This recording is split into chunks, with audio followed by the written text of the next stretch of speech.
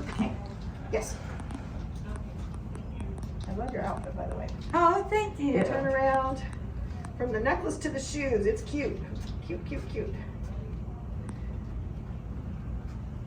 I would totally buy that shirt if I saw it on sale. Okay, next one, same thing. I'll look and see if it's on Amazon. I have enough shirts, but it's so cute. And one more walk. Did you goodbye?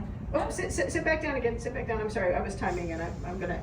Yeah, no, Paige, ignore my colleagues. No, I'm sorry. They're used to it. They know that it will only take 15 seconds. Okay, one more time. Go ahead. We'll turn around and come on back. You can sit down in the chair. Okay, I do see that you're just carrying this.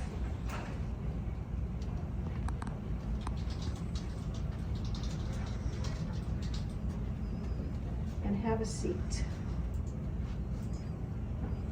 And we're going to do the same thing again. Go ahead.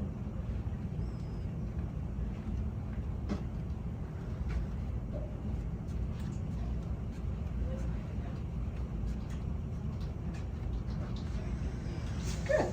I now want you to do, as soon as I'm ready, I want you to do this as fast as you feel you can without making yourself fall. Go ahead.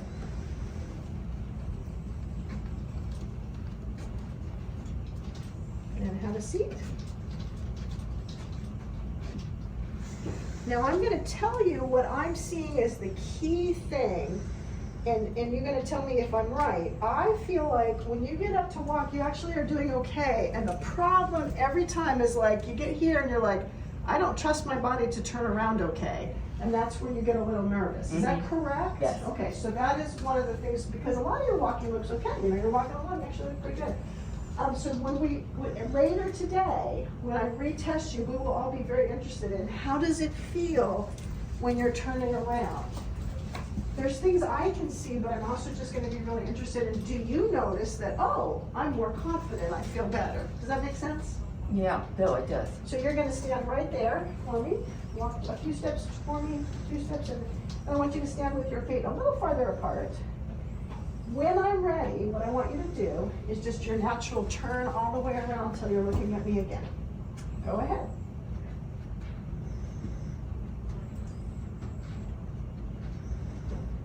Beautiful. Same thing. See how you're not quite all the way around. Line up to your around. Okay. I want you to go the other direction, and I really want you to keep going until you're lined up looking at me again. Go ahead.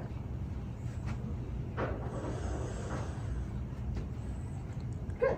Okay. So I think all of us are agreeing that the thing that's really peculiar about your walking, and you should be doing better at this at your age, is that turning around. It's just you're not trusting yourself. We want to know if that's better when I reduce the pressure. Gotcha. We'll find out. If you get too fatigued, let me know and we'll stop. But I think you can do 3 laps. We'll find out. When you're ready, start walking. And just your normal walk, you're going to turn right. You're going to head down this hallway. And you're going to just keep walking down this hallway. I'm going to have you turn when we get to the end of the wood. You're going to turn right. And we're going to keep going. And you're going to turn right and just keep walking as fast as feels safe.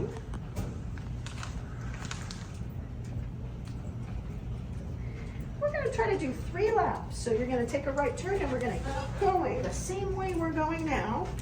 Take a right turn. Ignore that man with the camera. It's paparazzi. We're going to ignore the paparazzi. You're going to keep going.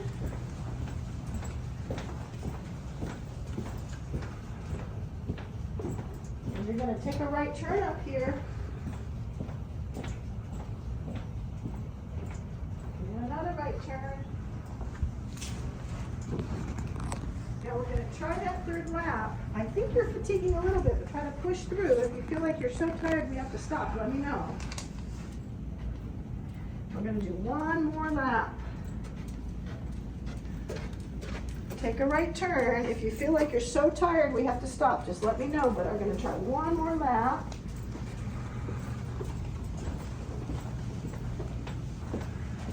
Good, good.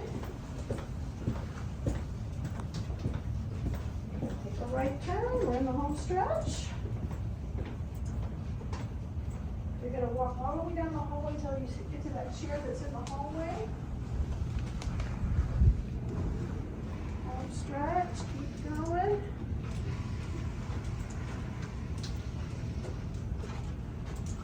When you see that chair, head for the chair, and you can sit down. Good job.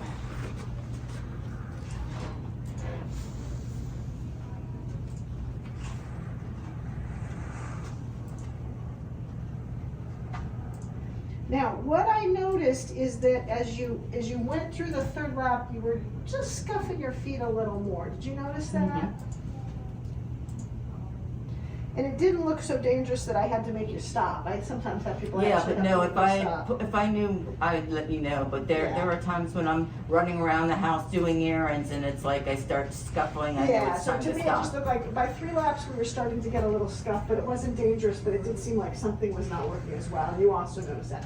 So that again, because so many aspects of your walking are much better than a lot of people that come to me, we have to think, what is not okay? And is that going to change when I reduce the pressure? So I think what we're Okay. noticing is turning is not like it should be, and your endurance starts to wear as you walk. What I found at home, when I'm standing at the refrigerator or at the stove doing stirring or something, Mhm. and I need to go the other way, I have to purposely think about picking up my feet to make the turn. Exactly, and Okay. that's exactly the kind of thing that we want to know if it makes a difference after I reduce the pressure.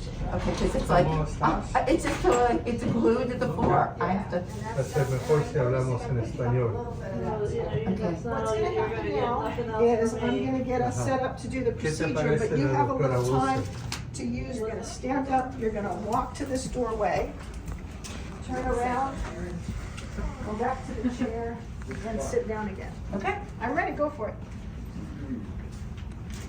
Turn around and come on back. And sit down in the chair. And do the same thing again, go ahead. And come on back and sit down in the chair. And let me write down a few notes. There. And remember this one. From wind up completely looking at me. You're going to turn all the way around. So you're wind up looking at me again. Go ahead. It could be shaving somebody's head. It's hard to see. Get yourself lined up. Other direction. Go ahead. Okay, we are going to do a few more things. We are going to do our 3 laps. Remember, you are going to walk as fast as feels safe, not so fast you're falling over. And if you feel like you need a break, you just tell me. Start walking.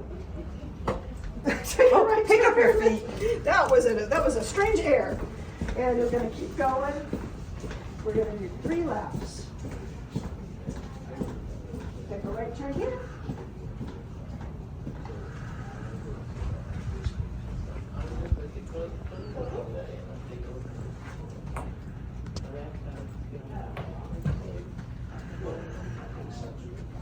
And we're going to take a right turn, and we're doing 3 laps, and you just walk as fast as feels safe.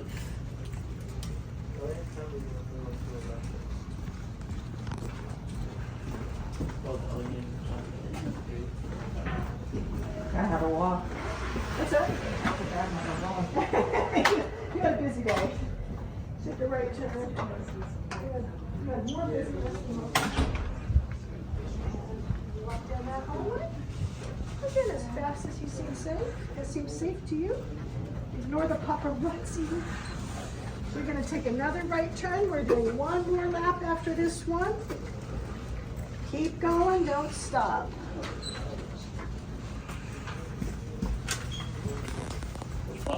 Keep going. And great. And we're in the home stretch.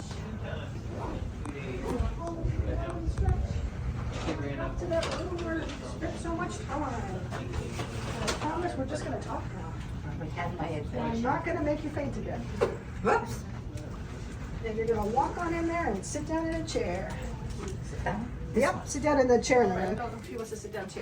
No. So do you feel any difference in your walking and turning right Oh, now? I think so. Yeah, it was, as soon as I saw you get up, it's like she's Oh, you know. yeah. But So- I'm still having trouble picking up my feet. I So, start dragging. so we're not trying to make you perfect right now. Let's Okay. remember what today's test was. Today's test is I just take out a whole bunch of fluid all at once. I reduce the pressure on the brain just temporarily. My question is, when I reduce the pressure, does anything that we're worried about get better? Oh, yeah. When I saw you, as I pointed out, a lot of patients come to me and they walk like this and they're super slow. You don't walk like that. You walk actually pretty normal. So we focused on what is really not okay. You're turning and you're fatiguing. And so I was very focused on that, and your turning and your fatiguing were absolutely better, clear. Now, were you perfect? Of course not. But this doesn't, my quick test to do this doesn't make anybody perfect. We're just looking for improvement. So what it tells me is that a shunt is likely to help you. Oh, Okay. good. So what we're gonna do now is spend our time talking about the shunt. Do you wanna sit or you're? I'm fine. I'm fine. You're a good sitter. You can sit. I promise I won't do a little There's bit. a chair over there if he wants to. Okay, I probably gave you my little booklet before, but I'm looking for it so I can show you the pictures in it.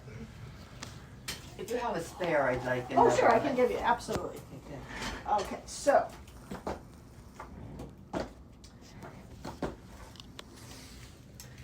The shunt surgery is a brain surgery, but the doctor that I send people to has done thousands of them. Okay, good. And he's got it down to an art. He worries about the brain part, and a general surgeon worries about the part down here. So he puts a little tube in here. Can we see it? Okay. He's good. He's good? Okay. They do have to cut your hair a little bit here, but they usually move it out of the way. By the time I see people 3 months later, their hair looks fine. So they're gonna make a little cut here. He puts a little tube into the area where the fluid is. It's a big target, because I wouldn't have done this test if I didn't think you might have hydrocephalus. And it runs under the skin, everything's under the skin, and it just sits on top of the intestines. It doesn't go into anything. This down here is done laparoscopically, which means they make just 2 little tiny cuts, they inflate you, they pull it down, lays on top of your intestines. Okay. It's not a lot of fluid, so basically what happens is when the pressure here gets higher than it's supposed to be, the little valve lets the fluid make its way through here and it gets reabsorbed. So it's not a huge amount of fluid, so people don't have like a lot of fluid down here. It's just a little bit and it gets reabsorbed because it's very moist down here already. There's a valve that I can control. The valve has 8 settings. I always have the surgeon start on 6, which is kind of slow and is not likely to completely cure your problems. It does sometimes. Sometimes people get 6 and we never change it. But usually we need to go a little faster, but I always want to go carefully because the biggest problem I can cause with a shunt is going too fast. Okay. So I start with the setting of 6, and people come back to see me 6 weeks later with a new Can I head. get my jacket? I'm sorry. Oh, you're Shivering getting cold. here. Oh no, she's cold. It is Yeah, kind she of was cold in earlier. this room. I was so hot before though, so I'm glad Well, it you was were cold. hot because I gave you that vasovagal. All the things went into you. Yes, no, I know exactly what I'm happened. starting to shivers. I know exactly what happened when that was going on. So, when I start, you come back 6 weeks later with a new head CT scan. We look at it together. We look at your walking, and if we say, "Oh, you're doing well," we don't want to make any changes. That's fine. Often, what I'll say is, "Ooh, I think we could make you a little better," and I adjust the shunt very easily from the outside of your head. I push something on your head, twist it, and that's it. Doesn't hurt at all. And then if I've changed it to a slightly faster setting, we wait 3 months, and then you come back and see me again. Okay. So the first year, people might come back a couple of times as we're adjusting the shunt. Occasionally, people need several adjustments. There's always the possibility that somebody will be a little too fast at the setting of 6. So if you have problems, you call me and say, "Hey, I've got these headaches," and then we take a look and see if I need to slow you down. I can even turn the shunt off from the outside. So if I have somebody that has some kind of medical issue and there's a reason we need to turn the shunt off, it's really easy to do with the shunts that we use. Most of the time, I don't need to worry about that. So what I'm going to do is give you the information for Dr. Naff, who's the surgeon I work with, and then you'll call him, you'll see him in his office, he'll just check things out, he'll have no problems with your good surgical candidate. You'll pick a date together. Somebody who walks as well as you doesn't need to go to rehab, so you would go home after the surgery. And some people feel really pretty good the next, within a few days. Some people need a little time to recuperate. They might have a little more headache. Everybody's a little different. But I don't anticipate you need any rehab after the surgery. If people are doing a lot of normal things like driving and working and all of that, I tell them it's probably better to be, are you still working? I can't remember. No, I retired. Oh, you're retired, okay, we don't have to worry about that then. If people are working actively, I say, plan so you could have a month off of work if you need it, because some people need more time to recover from surgery. As far as driving is concerned, you don't wanna be driving until you really feel like, yeah, I'm back to my normal self. So that you can kind of judge. So plan on having some restful days, but some people do really well right away. Some people need more time to recover. So that is the plan for the surgery and for when you'd be seeing me after. What questions do you have? I had questions, but no, I moved on. They've fallen out. Absolutely. Well, I'm going to turn to this other gentleman here. What questions do you have? So the shunt is likely to improve balance and walking. Balance and walking. So with somebody who's as young as she is, because she is younger than a lot of my patients who are in their 80s, if you're noticing that her memory's not working quite as well, if you're noticing her bladder's not working quite as well, that may also improve because she's quite young. Okay. And physical therapy rather than rehab. But That was one. I don't think she's going to need to go to a rehab place, but home physical therapy is a great idea. Okay. I mean, if you want to go to a rehab place, you can try to defend it, but I just don't think. No, I've got a don't think they're physical gonna do it. therapy Yeah. place I've been going, so. Yeah, they keep Yeah, But to I help did- with strength and Absolutely, balance and things. absolutely. And what we hope for is that once she feels better in control, she actually makes better progress. Do you have any suggestions or is there any resources for helping improve memory and cognitive? So let's find out how she does with the shunt, because if Okay. memory is a big thing everybody's been worrying about, because she is not, you haven't even turned 70 yet, right? Or you're just about to turn Today's 70? 69. Today, 69, okay. Today you turn 69. Uh-huh. Yeah, so you're still very young, so it's quite possible if you're noticing memory issues that this may make a difference. A lot of my patients that come, I often tell them not to get too excited about it, because when my patients come in, they're in their late 70s and 80s, I'm not as optimistic. But you're young enough that let's wait on worrying about too much until we see how she responds to the shunt, because we may see that some things I just think I've improve. gotten some improvement just by taking the supplement. What is it? Omega-3 fatty acids. What is it? Fish oils? Or? No. Well, let's the memory one. let's focus on what we're talking about here. Gotcha. So Okay. I would suggest that we don't worry about trying to improve her memory until we see if this makes a difference. And do you have bladder problems? I can't remember. No, but I want to be close to one. But I've been hoping this and not even having to That's go. because you were so dehydrated. I guess. You needed it. guess. Okay, she's probably gonna need to pee on the way home. Yeah, exactly. So anyway, we'll see what we get with this before we worry about what else we need to do. Because I'm really hoping that you'll notice improvement in different aspects for her. Thank you. Okay, so I'm gonna go type up my plan and let y'all get out of here. And do you need any more explanation about what happened today during the procedure? Because I want to make sure He understood. He understood. can explain to I'm me. just gonna say it really short. The procedure went fine. Okay. But you had what's called a vasovagal reaction, which is very common. It is not common for me to cause it during a lumbar puncture for this procedure, but I've definitely caused it for lumbar punctures in younger people. Younger people are very susceptible to having it. It's the same thing that some people get if they give blood. And basically what it means is that a whole bunch of the adrenaline, epinephrine comes through your body, and it all comes in a wave, and then it makes you nauseous, and then your blood pressure drops, and then you just feel like super weak, and you just don't feel good. And people turn super pale, and that's exactly what happened to you. And I had to make an executive decision. Should I continue and finish the procedure, even though I know that she's at risk of falling over? And I thought, I have her secure enough. I have an extra good helper next to me. I think that we can get this done. And then we were at a point where I needed to get fluid into you so badly. And so I'm talking to you and we're trying to get the fluid in, and that brings your blood pressure up, and then your body settles down. Okay. Does that make sense? Yes, it does. I'm glad you continued. That's Yeah, all. well, I just thought, I really think that she has hydrocephalus and she will be so disappointed, and then she'll be scared to ever do it again, so we don't have to do it again. Okay, good. Okay, so let me give you that extra copy. All right, I will be a few minutes, okay? All Thank right, you very thank much. you so much. Appreciate And it. so, which is why I think a shunt is a good idea. What I don't know is what's going to happen in the long run, but I think it's entirely possible that we will see generally doing better. So before I worry about whether we want to do anything else for cognition, let's see how it goes. Let's see how it goes. So you're going to contact Dr. Neil Naff's office, and the number is right here. And just tell him I'm referring you for shunt surgery. He does this for me all the time. You will see me 6 weeks after the surgery with a new head CT scan. If you call, they'll say, "Oh, there's no space." We will always make space for you, and we'll send the CT scan to the place where you get your CT scans once the surgery is over. Any improvement in, sorry, I didn't proofread well enough. Any improvement today that we saw, that you see today, will disappear over the next few days. So don't be surprised if over the next few days you say, "Oh, I'm tripping more." It's because you had a little improvement and it that gets was the worse. question. Yeah, it'll get worse over the next few days. So you may notice it more.